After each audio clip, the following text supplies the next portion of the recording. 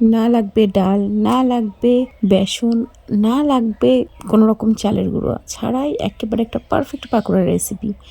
খেয়ে বা দেখে কেউ বুঝতেই পারবে না যে এটা আপনি ডাল ছাড়াই তৈরি করেছেন। আসসালামু আলাইকুম এভরিওয়ান, আমি রুমা। আজকে নিয়ে এসেছি আপনাদের জন্য একটা পারফেক্ট পাকোড়ার রেসিপি। তো সবার প্রথমে এখানে আমি একটা বাটি নিয়ে নিচ্ছি, তার মধ্যে দিয়ে দিলাম 1 কাপ ময়দা। এখানে আপনাকে অবশ্যই ময়দাটা নিতে হবে, আর তার সঙ্গে দিয়ে দিলাম আমি কুচনো পেঁয়াজ, দিয়ে দিছি পরিমাণ মতো কাঁচা লঙ্কা। আপনারা যে যতটা ঝাল পছন্দ করেন সেই হিসেবে দিয়ে নেবেন। দিয়ে দিলাম কুচনো ধনেপাতা, তার সঙ্গে দিয়ে দিলাম স্বাদ মতো লবণ, পরিমাণ মতো হলুদ গুঁড়ো, আর দিয়ে দিলাম লঙ্কা গুঁড়ো। যদি বাচ্চারা খায় তাহলে লঙ্কা গুঁড়ো আর লঙ্কাটাকে স্কিপ করতে পারেন।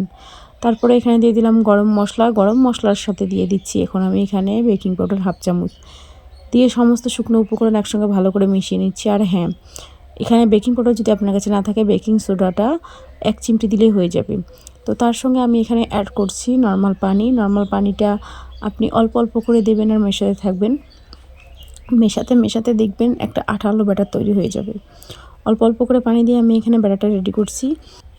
আমার এখানে 1 কাপ পানি লেগেছে, আপনার ক্ষেত্রে হয়তো একটু কম বেশি লাগতে পারে ময়দার টেক্সচার অনুযায়ী। তো দেখুন আমার ব্যাটারের ঘনত্বটা ঠিক কেমন হয়েছে, একটু আঠালো আঠালো করে তৈরি করে নেবেন। আর এটাকে আমি এখন রেস্টে রেখে দেবো 5 মিনিটের জন্য ঢাকনা দিয়ে। তো 5 মিনিট পরে এদিকে আমি চলে এসেছি, আর অন্যদিকে আমি কড়াইতে মিডিয়াম আঁচে সাদা তেল বসিয়ে দিয়েছি। আর হাতে করে অল্প অল্প করে ব্যাটার নিয়ে আমি সেই ফুটন্ত তেলের মধ্যে দিয়ে দেবো। আর অবশ্যই তেলটাকে একটু ভালো করে গরম করে নেবেন। দেখুন এক একটা পকোড়ার ব্যাটার দেওয়ার সাথে সাথে ফুলে একদম টইটম্বুর হয়েছে। আমার রেসিপি যদি আপনাদের একটু ভালো লেগে থাকে তাহলে আমার চ্যানেলটিকে লাইক দিয়ে সাবস্ক্রাইব করে পাশে থাকার অনুরোধ রইল।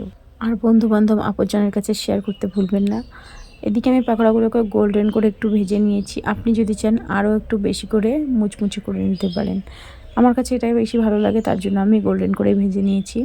দেখুন পাকোড়াগুলো কতটা ফুলে একেবারে টইটম্বুর হয়ে গেছে। আপনি যদি চান আসছে রমজানে আপনি কিন্তু এই রেসিপিটা একবার হলেও ট্রাই করে নিতে পারেন।